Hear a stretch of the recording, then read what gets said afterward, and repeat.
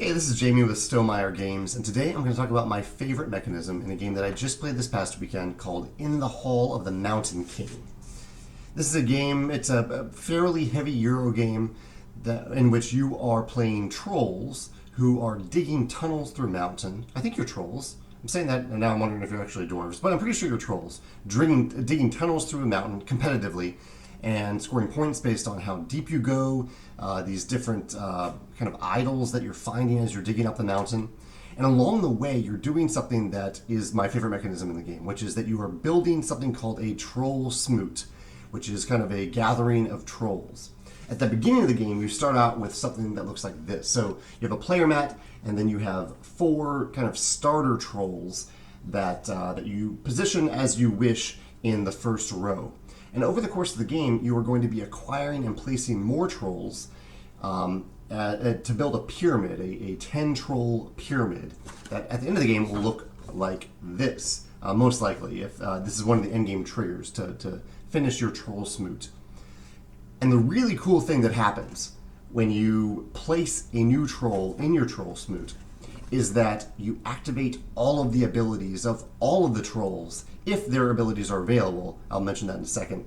In the entire in the pyramid, based on where you place the troll, and then below it. So early on in the game, if I have these 4 trolls and I place another troll, I would place it like either here, here, or here. And I would trigger the ability of that troll and the 2 trolls below it. With the one caveat that I wanted to mention being that you are storing. So on this troll has a coin. This one has a coin on it. So when I generate that coin, I actually put the coin on that troll itself.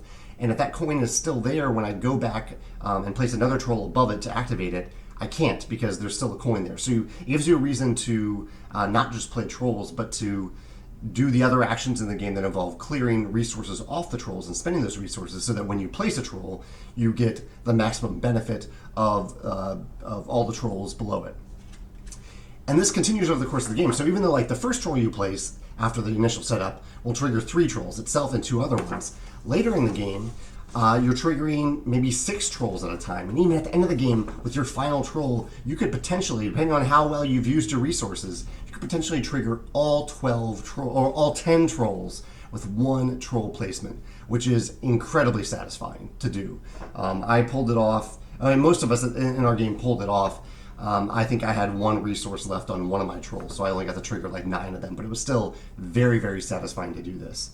And it led to a lot of interesting decisions too, because there are different tiers of trolls that you could acquire over the course of the game. So early on, for example, in my game, early on I acquired a very powerful troll, one of the level 3, the tier 3 trolls, and I placed it in my second row, which meant that troll was going to get activated when I placed it once, and then again above it, and then so 3 times over the course of the game, which was great. Whereas I could have like waited longer and maybe put that troll near the top of the cascading pyramid thing, but I would have only activated it once or twice. So it gives you this choice, like early in the game, do you start activating trolls to get those resources and spending, you use coins to buy the trolls, do you spend fewer coins to buy lower value trolls, or do you go for the really high value trolls that you know you're going to activate more over the course of the game? Really, really cool decision space there. And even just the position of where you put the troll. Do I put another coin troll here so I have kind of a coin area of my pyramid, or do I diversify and put another coin generating troll over here so that I know that either way I'm generating coins on one side of the pyramid? Awesome mechanism. This cascading pyramid activation mechanism is so cool. If it's in another game, I'd love to hear about it in the comments. Or if you have another favorite mechanism in the Hall of the Mountain King, I'd love to hear your thoughts about that in the comments as well. Thanks.